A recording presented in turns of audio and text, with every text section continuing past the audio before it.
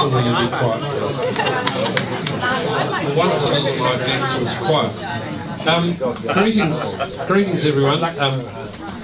I said to Duncan as he was outside, because politicians hate people not turning up to listen to them. I said, there's only 7 people in there, Duncan. He said, well, I'd rather have 7 good drinkers who are prepared to debate. So there's a whole lot of drinkers and they'll all debate.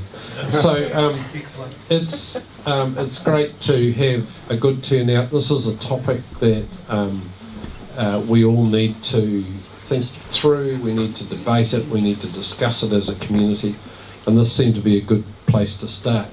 Duncan, I have to warn you that there's several, a retired professor there and another existing professor, and they're here to heckle. So they said, where's Duncan standing? We'll grizzle from the back. Okay, so smart ones leave. Yeah, okay. So, Duncan Webb. Thank you very much, Darren. Cheers.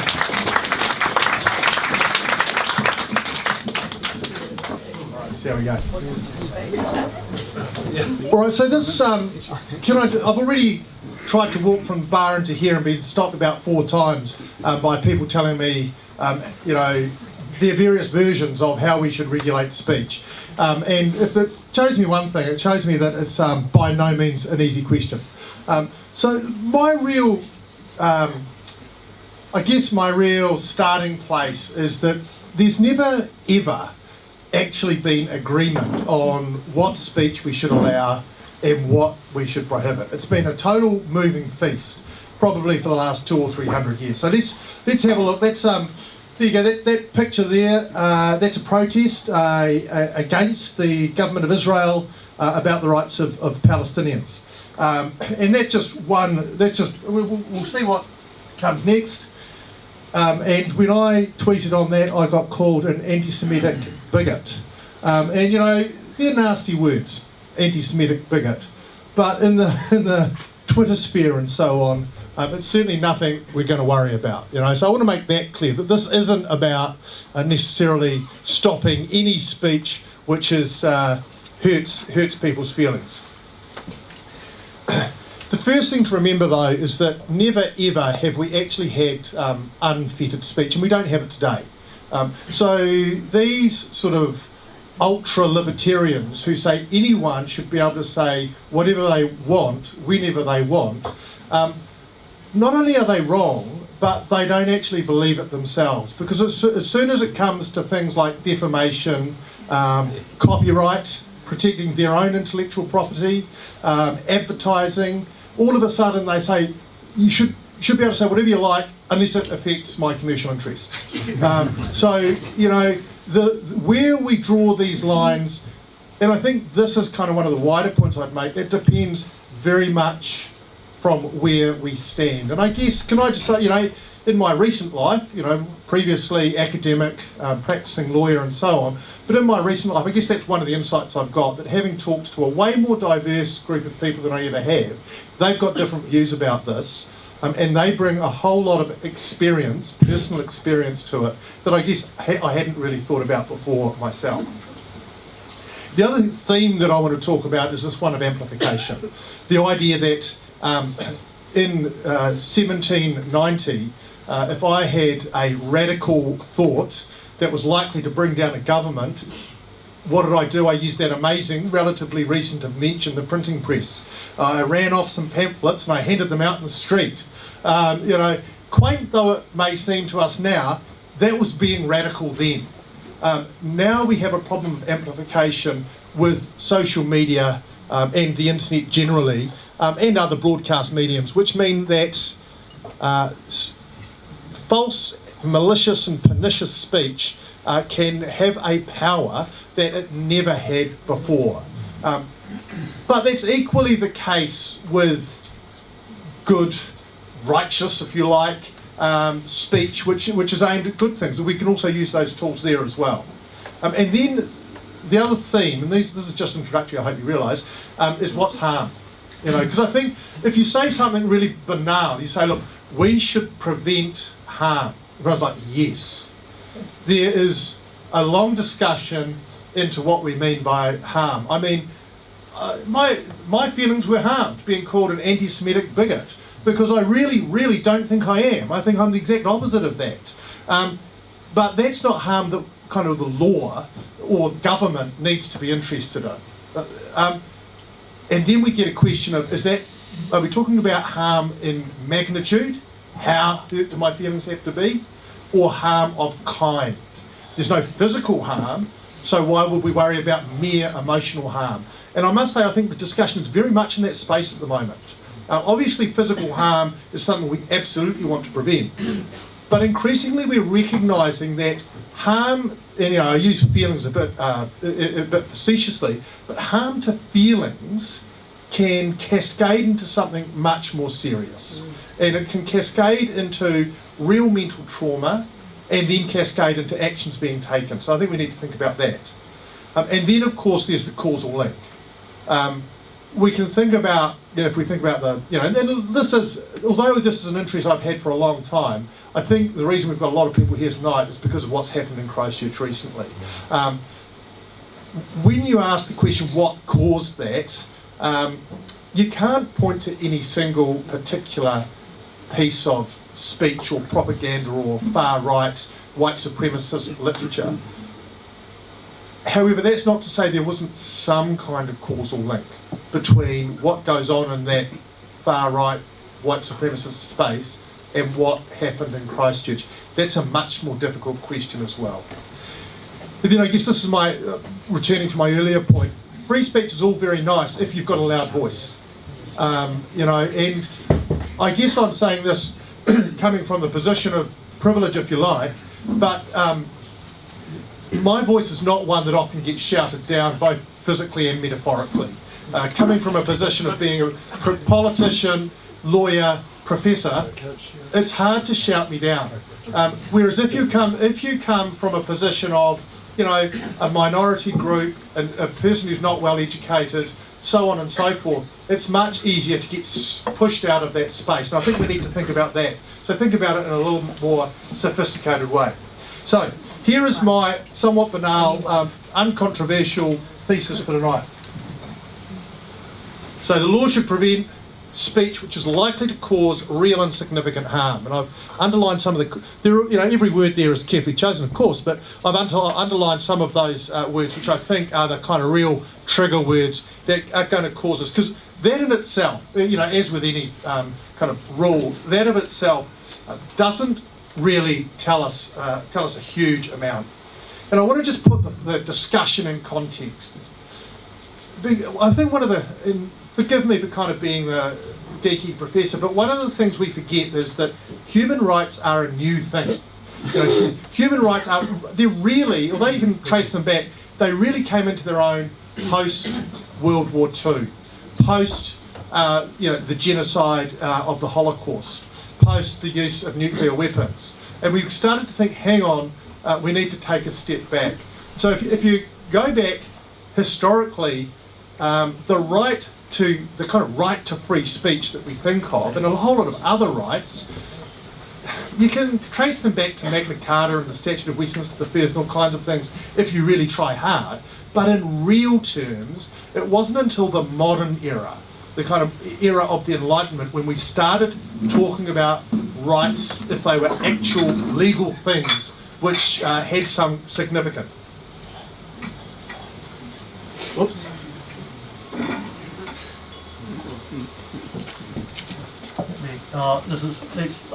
Look, I'm just going to touch briefly on that. That's Israel filler. Can I just say I think that's trivial and largely meaningless.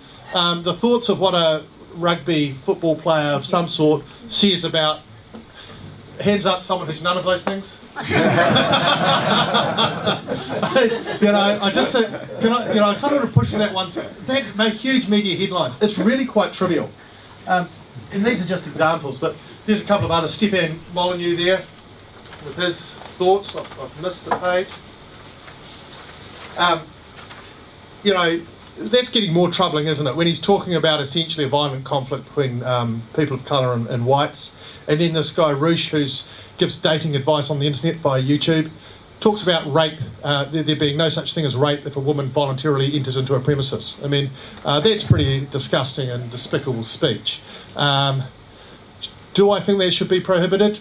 I think probably, at the end of the day, probably not, is where I'm going to end up tonight, and hopefully as we go forward. But that's not to say that it isn't horrid stuff, but has the law got a place in prohibiting that? Probably not. So in terms of that rights stuff, here you go. The rights of man. Every politics student should know this well.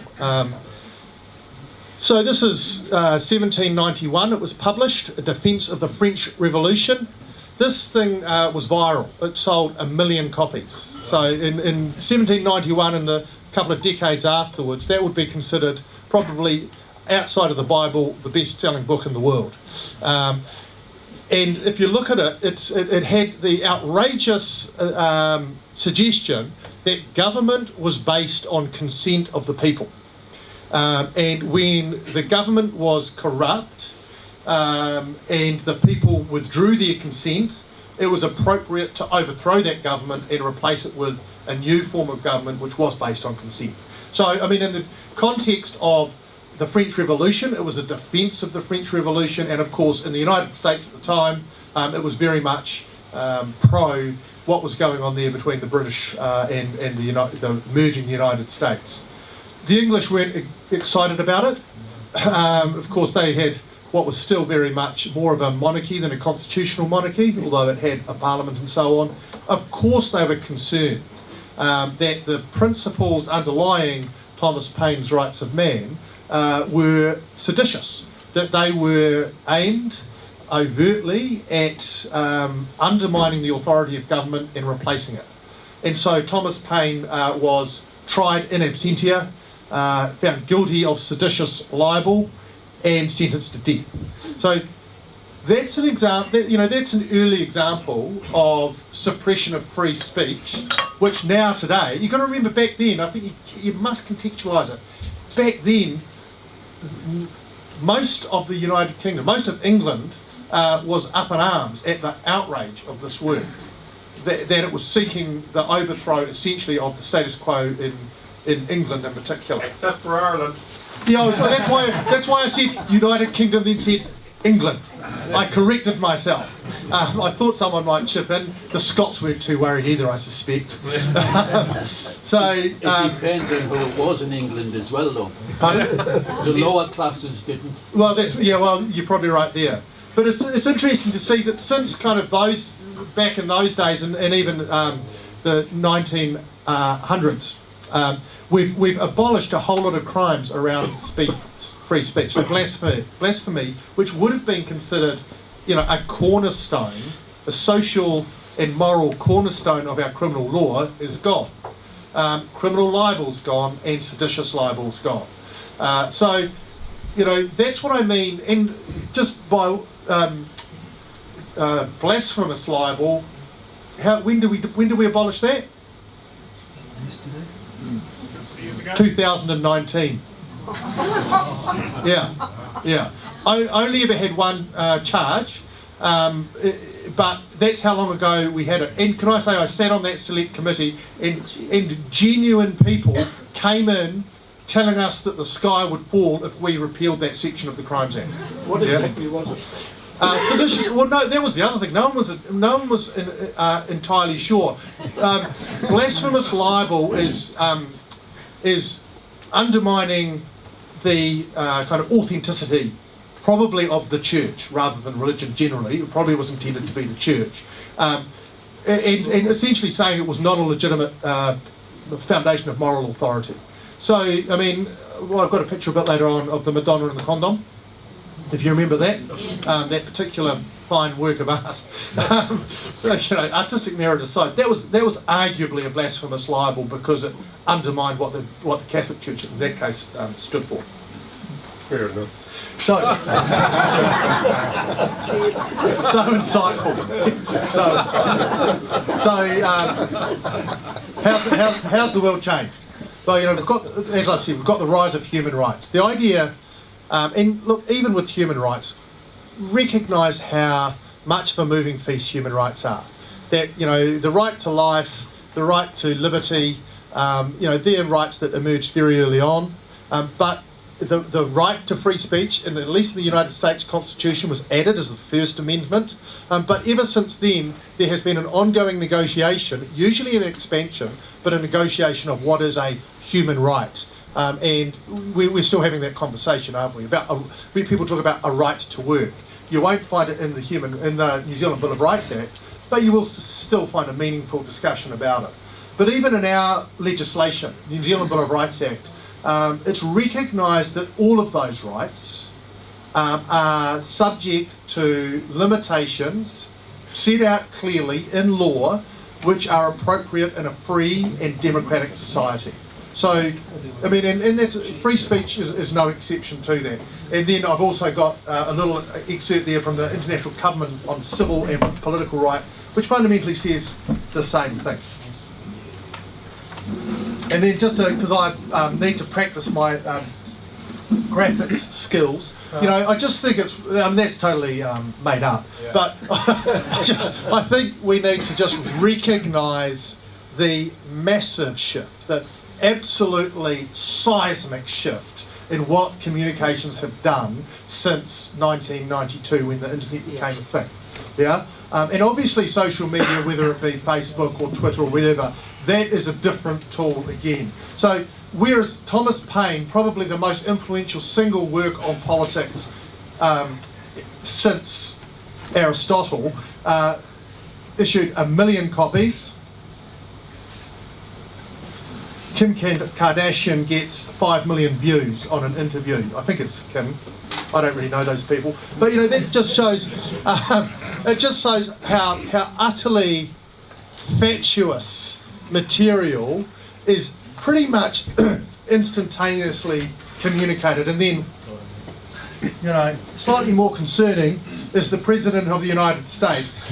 So that doesn't actually tell you how many people have viewed it, but if it's had 107,000 retweets, you can pretty much work out that it's a frighteningly large number of people who have looked at and been influenced by what is pretty clearly the rantings of a madman, who happens to be the President of the United States. That's me using my free speech rights. You won't get into much trouble here. So you know, you got it there, instantly distributed, instantly duplicated, can be anonymous, which is problematic in many cases, unverified, unverifiable. Yeah. So a lot of statements that we do see out there, it's a lot of work to go back and fact check. And you know, when I'm involved in political stuff on social media, genuinely political stuff, it takes me a lot of time to make sure that what I say on social media is accurate and not just a reproduction of someone else's inaccuracy. And also when people are bombarding me with tweets about me being an anti-Semite and what, in that case, the boycott, divestments and sanctions movement is about, that I go back and do my research. So, and we've become a lazy, instantly responding society, and it's a huge job to resist that. I've got, I've got work to do there right now, waiting for me to go on, so I can respond to someone. So, let's then get into the tough bit. Anyone recognise that ad? If you can't read it, I'm glad. It's quite possibly the most offensive piece of advertising I've ever seen. So that is was printed in Hustler magazine, a disreputable magazine. Anyone who's seen The People and Larry Flint, it's a great movie. It was the advert that prompted the United States to sue the United States to sue Larry Flint, who owned Hustler. It's Jerry Falwell. It's a spoof of his first time, which, although it's a Campari ad about the first time he tasted Campari, he was in the outhouse with his mother and a goat at the same time. So you work it out. So, you know, and incidentally, the First Amendment protected that advertisement. You know, it's got absolutely no merit whatsoever on any level, but it protected that advertisement. So, you know,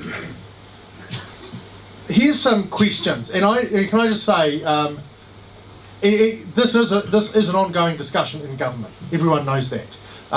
I don't know the answers, and I don't think necessarily that where you draw the line is a yes-no question.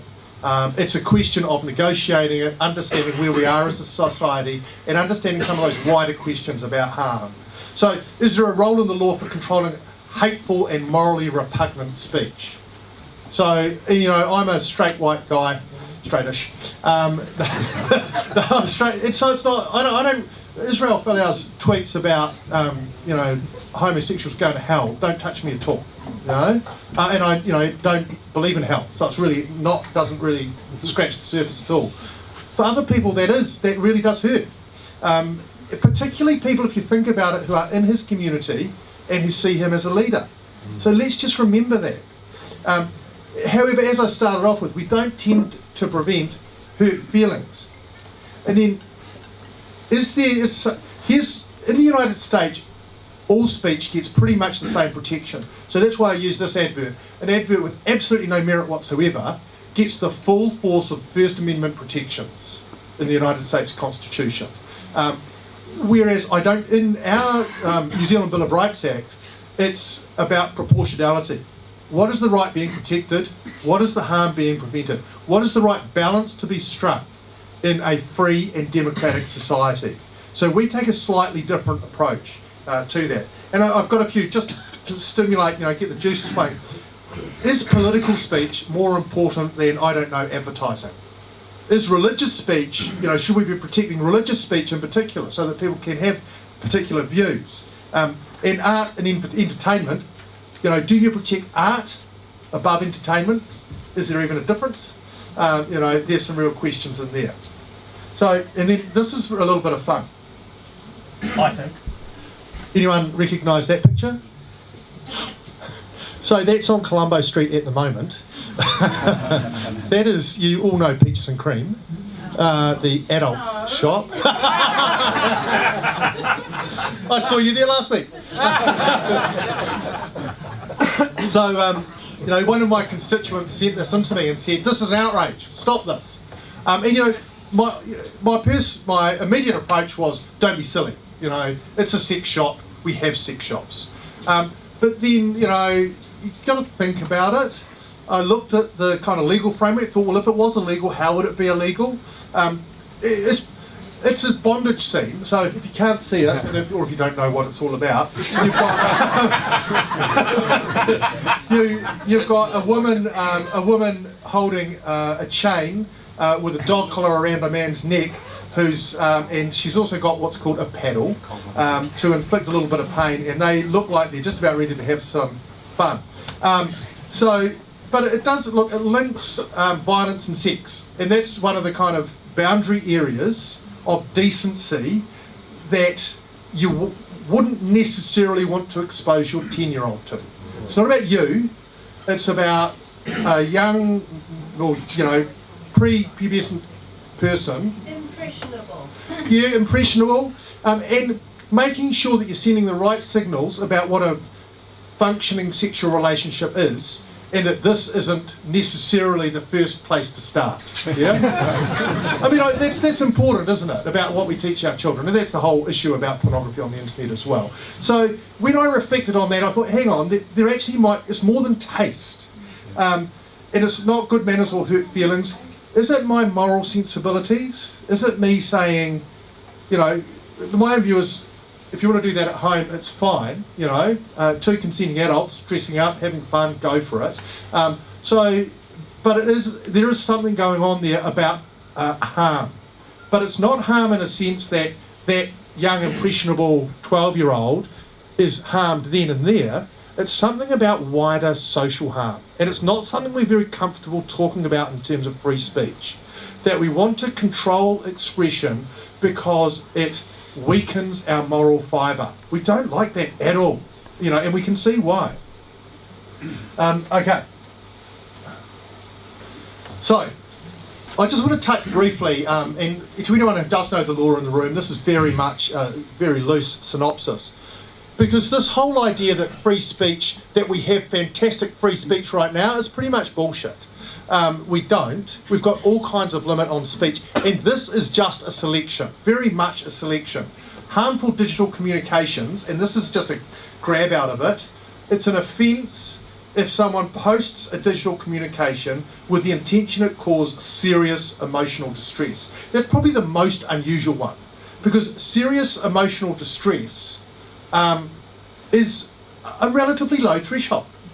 So if you think about it, I've broken up with my girlfriend and I maliciously send her a photo of me having a good time with my new girlfriend. What is the intention of that photo? I want to cause her, really, don't I? You could imagine, what I want to do is really upset her. Have I committed a crime? Are we, that's an expression. That is a free speech question. Now, at least on a first reading of that crime, serious emotional distress, you'd say, I'm guilty.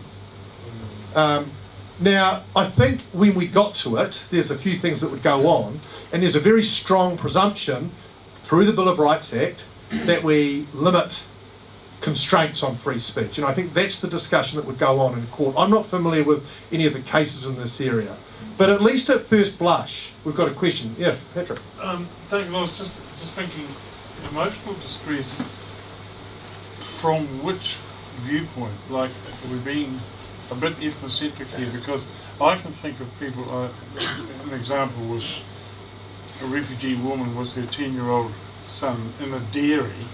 Yeah. And his eyesight was at Playboy level with these magazines. And she, I knew her, and she spoke strongly about this to the dairy owner. Yeah.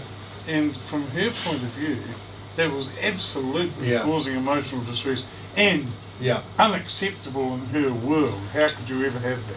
Yeah, and I guess that's the other thing. Firstly, to talk about this legislation, it's actually got two other legs. Seriously emotionally distressing, and a reasonable person would be emotionally distressed by it, and they were in fact emotionally distressed. Yeah. So if you throw in that reasonable person there, you've got to be cautious, because as soon as you throw in reasonable person, you get something which is arguably, if you want to be a bit postmodern about it, cultured and gendered.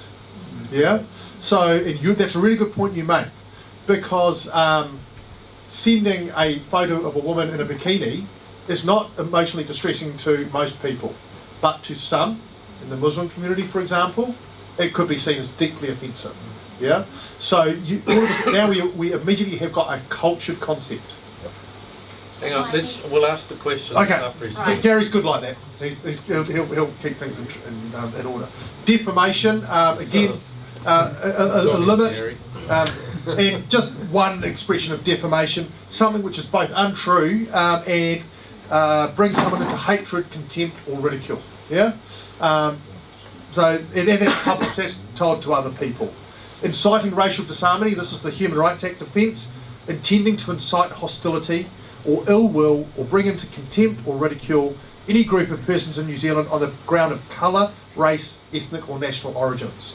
So that's probably the closest in New Zealand at the moment that we get to a hate speech law. So if you were to say, you can think up any number of races that should, go home and what have you.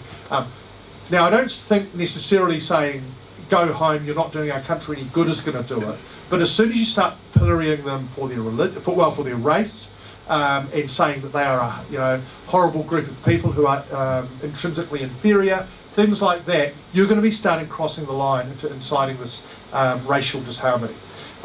Again, never been successfully prosecuted as I understand it.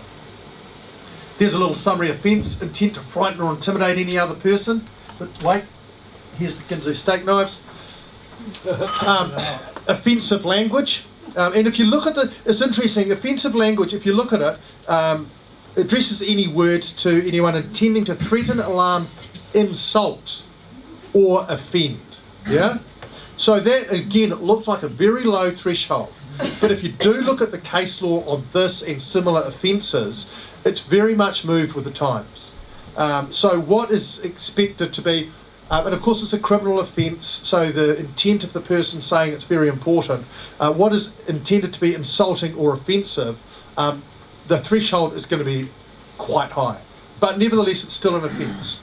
And then in terms of our bondage display, We've got the next one, exhibition of indecent matter, which is a 2-year imprisonment Crimes Act offence. Presents within view of a place to which the public have access an indecent object or an indecent show. And I think there is actually an argument that given context, that bondage display was indecent. You know, suspect there'll never be a prosecution, but there's certainly an argument to be had there, isn't there? And then objectionable publications. And here, this is an interesting one, because all of the other ones, you know, they use these standards, but objectionable publications, so this is, you know, the books that come in, and obviously the horrific stuff, like the kiddie porn and stuff, injurious to the public good. What, you know, when you think about it, what does that mean? You know, what does it mean? Not injurious to me, the viewer, because there will be, you know, in some instances the stuff won't be further distributed. It's me for my own perverse pleasure. But it's injurious to the public good for that to be in New Zealand. That's quite an old-fashioned approach to essentially censorship, to say that the censor is the guardian of the public good and public morals. And then there's one other thing I want to ask about. I used this picture on purpose. So this is a picture, you know, you might have followed, if you've got any interest in the area, the abortion debates that's going on in the United States. Frankly, horrific. And this is an abortion clinic. And the people in the yellow jackets are escorts. And you can see that everyone else there who's not in a yellow jacket are protesters. So if you're a woman who wants to terminate a pregnancy, you have to go past all of those people, and I can tell you, I've seen the video clips of it, who are screaming torrents of abuse at you, and telling you whatever they think, which, you know, probably won't change your mind, but that, you know, you'll go to hell, that you're killing your baby has feelings, you're a murderer, and you can imagine the kind of things that are being said. So one of the discussions that will become moot in New Zealand is whether we should have essentially free speech, free zones around abortion clinics. So we're going to have this abortion debate coming up, and one of the questions is, should there be a zone around an abortion clinic where people are not allowed to express their views? Now, that's radical, you know. It certainly happens in some places, it's not unique, but it's a radical idea that there is a public space, a road, for example, there's a public space, public piece of road, that you are not allowed to wave a placard or shout your views out. But then again, put your questions at the end. Put yourself, you know, I'm happy to talk about it, but do hang on to your questions. But not that I can, but imagine, if you can, being the woman walking through that, you know, that absolutely horrific cacophony. So that's why I ask, who's vulnerable? Because I know I'm not. Yeah. All right. So my question then is there, and, you know, that's Destiny Church standing outside the mosque and telling them it's a Christian country. So who's genuinely vulnerable? Is there a greater recognition now of mental health, mental harm? And, you know, let's just stop and let me pause for a while. When I was putting this together, Sonia, thanks for this, pointed out that, you know, a lot of these free speech advocates are people who occupy positions of privilege. And so we need to perhaps pause for a moment and say, well, let's not, because if all we're protecting is the right of educated, wealthy, powerful people to say what the fuck they want, then perhaps we're doing the wrong thing. So, and then I've done that twice, you know, who's most vulnerable. And then, what's harm? Poor taste, I think we can sweep that to one side. Poor taste is not harm. And then we've got that indecent publications, tendency to corrupt morals.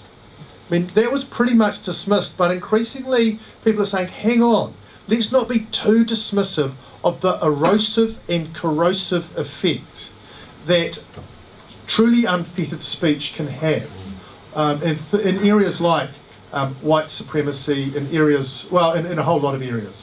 Where that gets drawn is very, very fraught. because we have wildly different views on these things. And I heard someone call out something that suggests we don't all have the same view on abortion either, and that, of course we don't. And that's why we have free speech questions. Undermining the state, that's the sedition question. And these are kind of all the ones, emotional distress, and then inciting hatred, and then inciting actual physical harm. Inciting actual physical harm is probably the one where we would all agree, I think. So if I was to together, slowly being under strain, and then when that is eroded enough, the whole thing gives way. And that's the kind of argument about the March 15, that we're not going to point to any single element, any single statement, any single document, but if there is available for distribution, available for kind of weak, impressionable minds to latch onto, to get into this, and this is the other thing about the internet, isn't it? That you can get into these online communities which are echo chambers into themselves. They amplify themselves. And all of a sudden they think that this is normalised behaviour, and all of a sudden we get one person doing something which is so outrageous, so beyond the pale, that we have a catastrophe such as that we had. And then we get this wider social harm. Is that, so that's, to tell you who it is, Mrs. Patrick Campbell.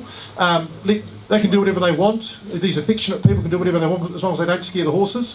So there's a statement that was said to Bertrand Russell, written to Bertrand Russell in a letter, about someone that I think it was a director and an actor in a production, both men who were friendly to each other, obviously gay, and her view was, that's up to them. It's quite a famous statement. There was a debate in the 1950s about this, about the moral fabric of society, and it's interesting. It's called the Hart-Devlin debate between a conservative judge and a linguistic philosopher, and the conservative judge lost. That England moved on, said we're not interested. The only reason you would stop people behaving in a particular way is to protect harm to third parties, not to constrain their behaviour or protect the morals of society. And so that argument pretty much was put to bed. I think there's something left in it. I think that we're now having that discussion in a different world and context. We're not worried about prostitution or homosexuality, but we're worried about extremist political views. But it is a similar argument in the same guise about what the moral character of our community is. And then the other thing is proof. Lawyers always want proof, and it's easy to say, you can't constrain my free speech until you can prove that I've caused XYZ harm. And proof is a high threshold. Now, likely to cause, that's a low standard of proof. But in something like free speech, the default setting is relatively high. So that's the other question. So, how are we going? Winding up. How are we going for time, Gary? You're way over. Feels like eternity. So just these are just some tentative conclusions. Look, there is no clear line. We can all give examples of things which absolutely should be prohibited and things which perhaps were prohibited once but clearly should be permitted now. That tells us two things. One is that social agreement on this moves with time. And secondly, that as amongst ourselves, we don't agree. So this is this is democracy. It's time for us to negotiate whether those lines should be redrawn, and if so, where. And then we need to absolutely recognise the amplification effect. That harm, guys with pamphlets on street corners are gone. Even the printing press and so on. We're a million miles from that now.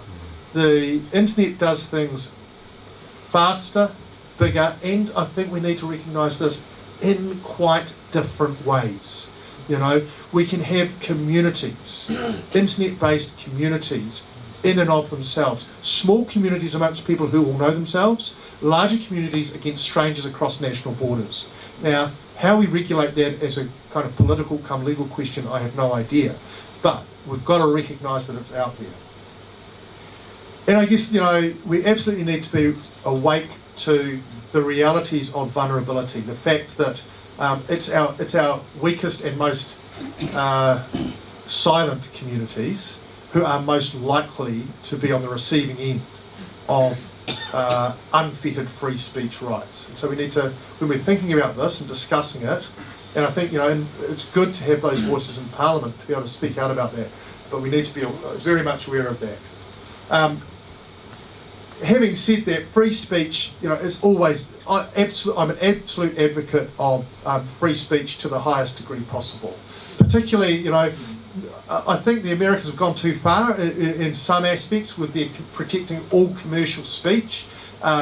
Political donations are an example of their free speech laws. Unfettered political donations in the United States are part of their free speech laws. We absolutely need to look at that. And in the first instance, the place to resolve disagreements about right and wrong in society is by the free and fierce exchange of ideas. And I always think the first place we start is with forums like this, by having real arguments with real reasons. Now, sometimes that fierce debate will become personal, scrappy, unkind, trivial, vexatious, and all kinds of things. That's not important.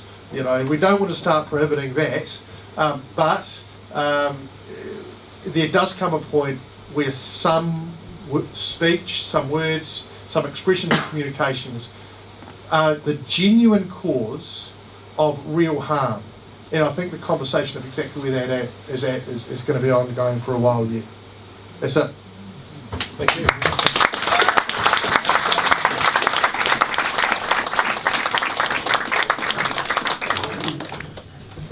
Well, Duncan, you haven't been a politician for long, but you've certainly picked the art form of not leaving a lot of room for questions.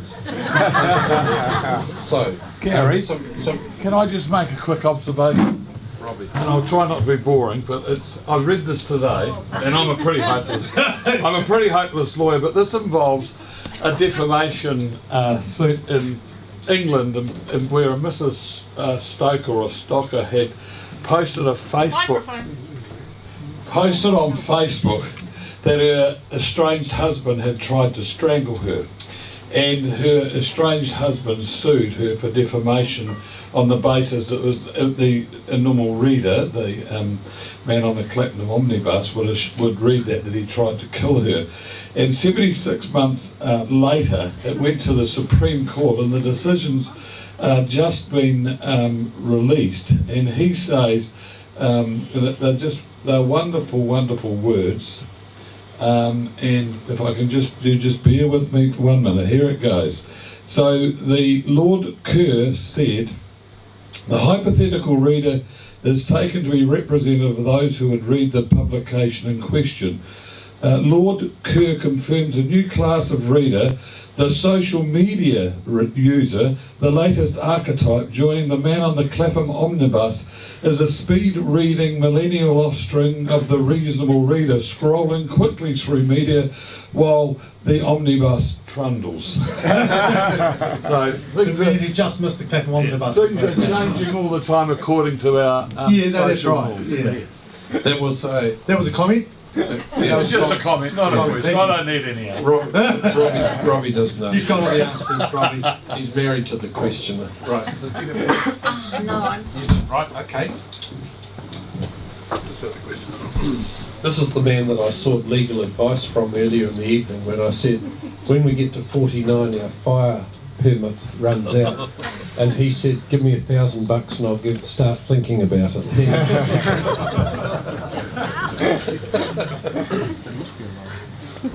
Special offer tonight.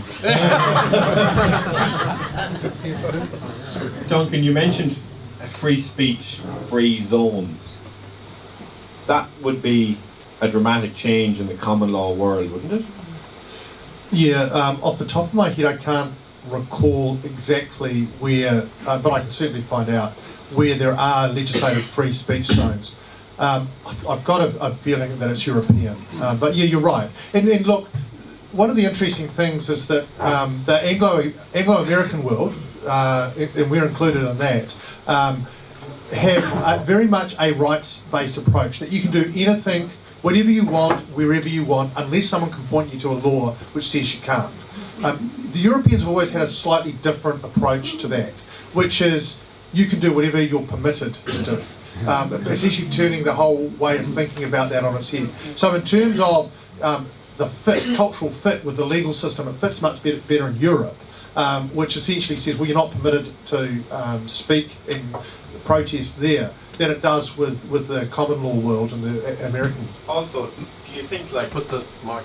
sorry, also, do you think, like, from a, say, an English, New Zealand or Irish context, that from a culturalist perspective, I just can't imagine that sort of thing happening here, or in Britain, or in... No, I disagree with that. Because I might have used the abortion example there, and there are people who feel very, very strongly about abortion in New Zealand. But I can tell you that the anti-1080 lobby is one which feels extremely strongly. And I have seen their protests, and they are, worrying. They're at exactly that level. Doesn't that just get into public order offences and they get arrested? Yeah, maybe. You may be right. Yeah, maybe you're right. It's not quite the same. Yeah, but I'm not saying I'm not convinced it couldn't happen in New Zealand. Hey Marty, that'd be a bit like a scab walking through a picket line.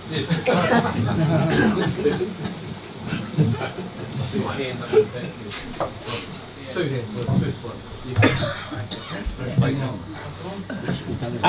Duncan, so with free speech, there's been a lot of discussion with especially Gaura's Garaman lately. Yeah. Whenever someone internationally comes along, such as Stefan Molyneux, Lawrence Southern, and the politician from the UK, I can't remember his name. Yeah. They come along and she says that it is already prohibited, and I would agree with that, as you mentioned.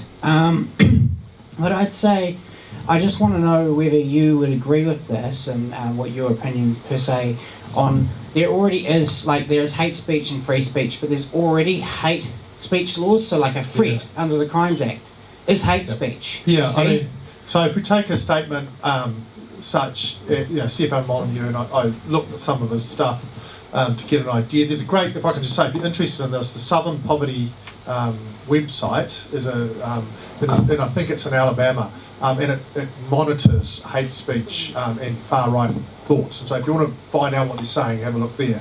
And you won't be considered by internal affairs to be engaging in yourself, hopefully.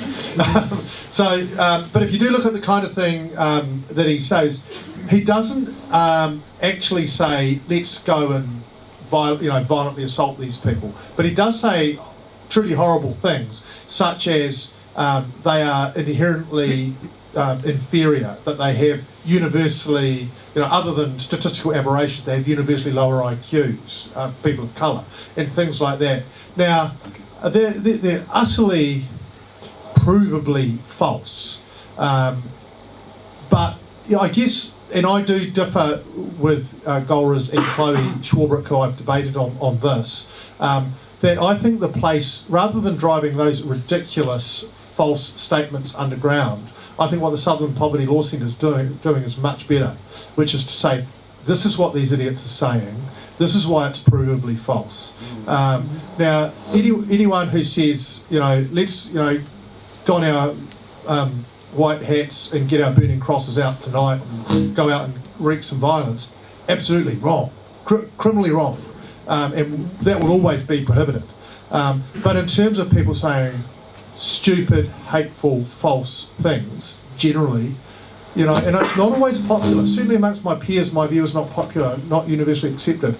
My tendency is show it the sunlight.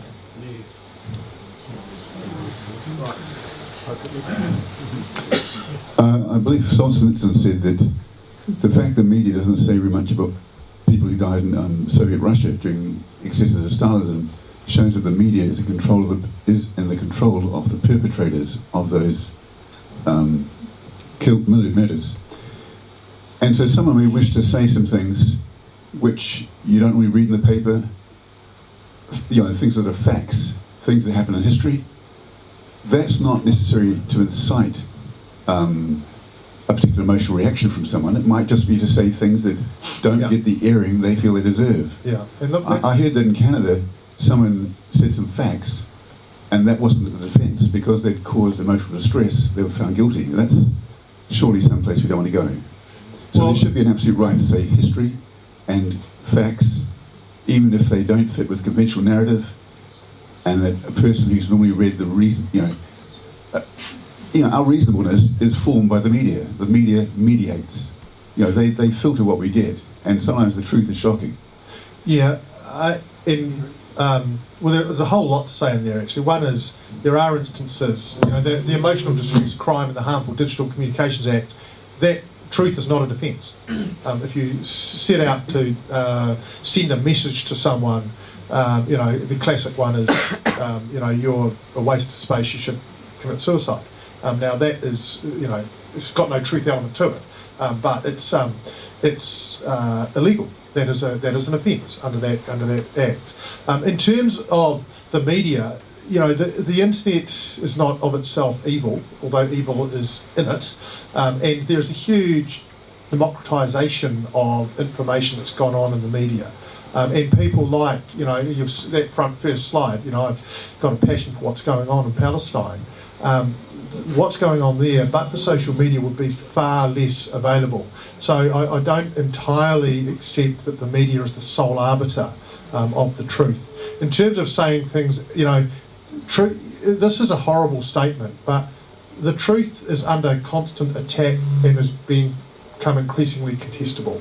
And so absolutely we need to find out what the truth is. And the fierce exchange of reasons is the way to do it. I get frustrated with people who don't exchange reasons, they exchange insults. But the internet is good for being able to do that. Thank you. In reference to the internet being good, I sort of wonder about the translation between freedom of speech into freedom of expression, and that translation that you talked about between speech and getting the white hats on and cross burning and violence. And I wonder what role sort of violence in movies and video games and television shows, I wonder what role that plays in normalizing violence. And I wonder whether we should, even considering hate speech legislation, whether we should consider violence in video games, television, I've and got movies too. Young men for children now, they're all young men.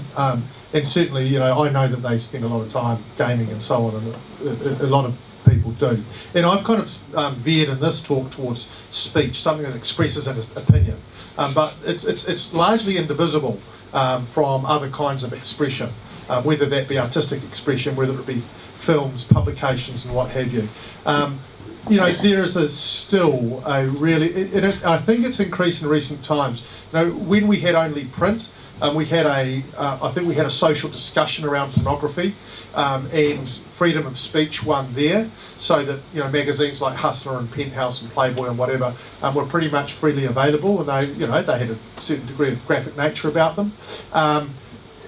That's changed radically because we all know now that pornography of all kinds, and much more graphic than was available in print, is available in the blink of an eye to a 12-year-old. And we can do what we can to prevent that, but it's available, and your 12-year-old's going to know how to access that better than many of us will.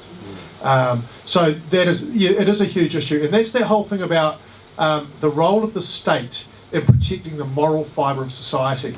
The battle we thought had been won and lost in the 1950s, because of what's going on, is opening up for discussion again, because I think we're saying, hang on, we thought that the harm which was able to be caused by free publication of indecent material, buying a penthouse at the dairy, we thought that was the discussion we're having.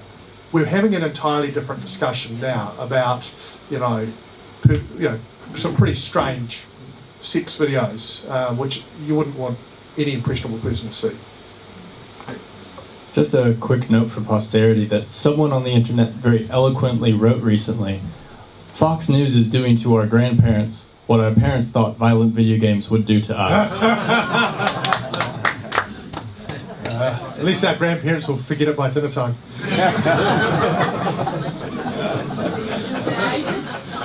All right, are we just about there, Gary? Yeah. All right.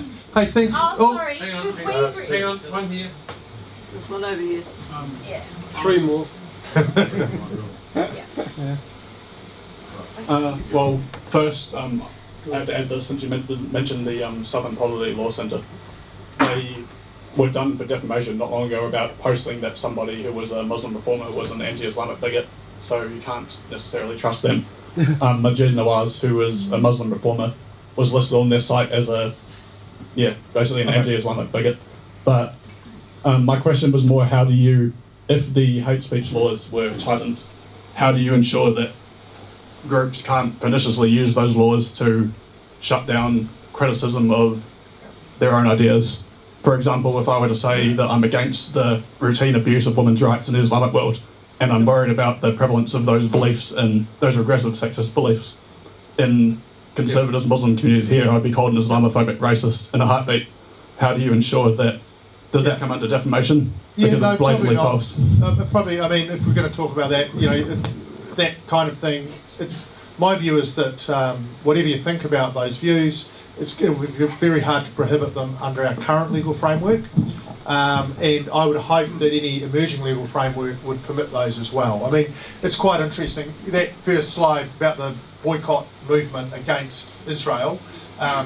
In some states in the United States, it's illegal to promote boycotts. It's bizarre that it's illegal to promote boycotts against Israel because it's got strong Zionist Jewish lobby.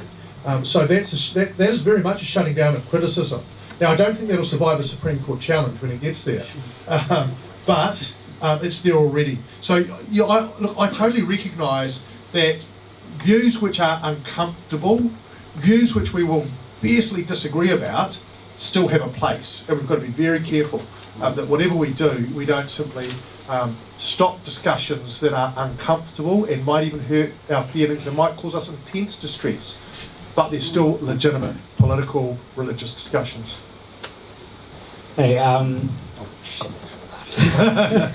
was wondering what your position is on misinformation and how there's influences all over the world that are very clearly maliciously trying to spread information they know is false, that there's significant research that disproves it, such as the connection between violence and video games and how that's been disproven multiple times, or like you said earlier about the connections between race and IQ and how that completely ignores circumstances between class.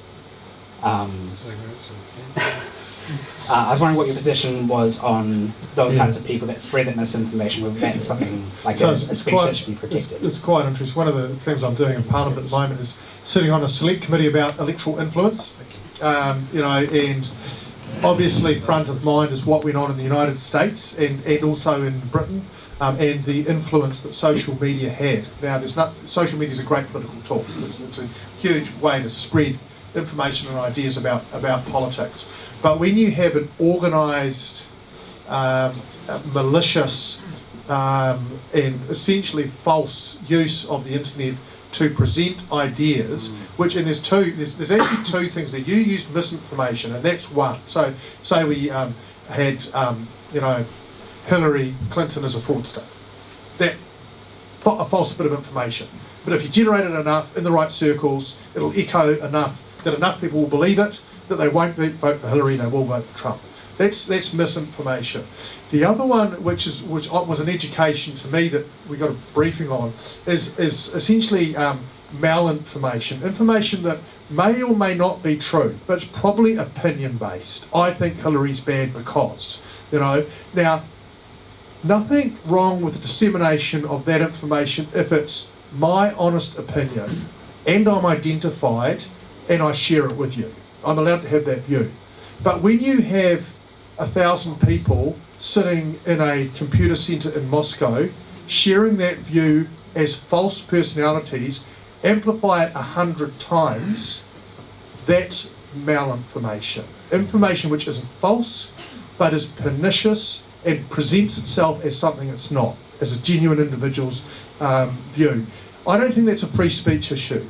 I think that is a democracy and intelligence issue. So essentially that was an attack. We all know what happened. That was an attack by the Russians on American democracy. And that's why it's an intelligence issue. I think it is a huge issue.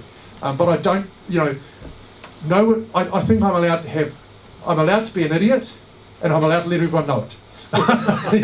So I don't think we're going to prevent false information, misinformation like that. Last question. Okay, so just on everything that you've been talking about, I was wondering about our laws on provocation. You're talking about criminal provocation? Yeah. Which we don't have anymore. That's exactly right. But we are now provoked. So we are now, with free speech, we're testing the limits of people's provocation. So I'm just wondering if somebody reacts to things that have been said or done to them under free speech, they do not have a defence of provocation. No, they don't. And they never actually would have. Provocation in New Zealand was a defence to the crime of murder, and it reduced it to manslaughter. But look, in terms of those kinds of issues... I'm thinking of murder. Yeah. I hope you're not. But in terms of that, it's never going to be a defence to say, he incited me in such and such a way by insulting me, insulting my mother, insulting my whakapapa or whatever. But it will always be taken into account in sentencing, and there's a whole lot of discretion that judges have. My view, this is an entirely different debate. My view is we need to give judges a lot more trust and a lot more discretion when they come to make those decisions, because they can often make really good ones about whether they discharge someone or not. Not really a free speech question, but a good one. Thank you very much. Okay.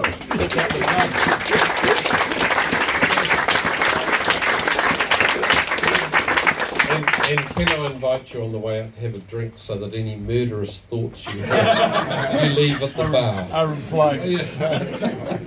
Okay, this has been a terrific conversation, and Duncan, your old professors at the back of the room haven't said anything, so you've obviously shut them up, which is quite a new experience for them. But look, I just think it's the thing that I get great comfort from the fact that we've got a highly intelligent legislator who is applying his brains to a critical issue of our day. That's very good.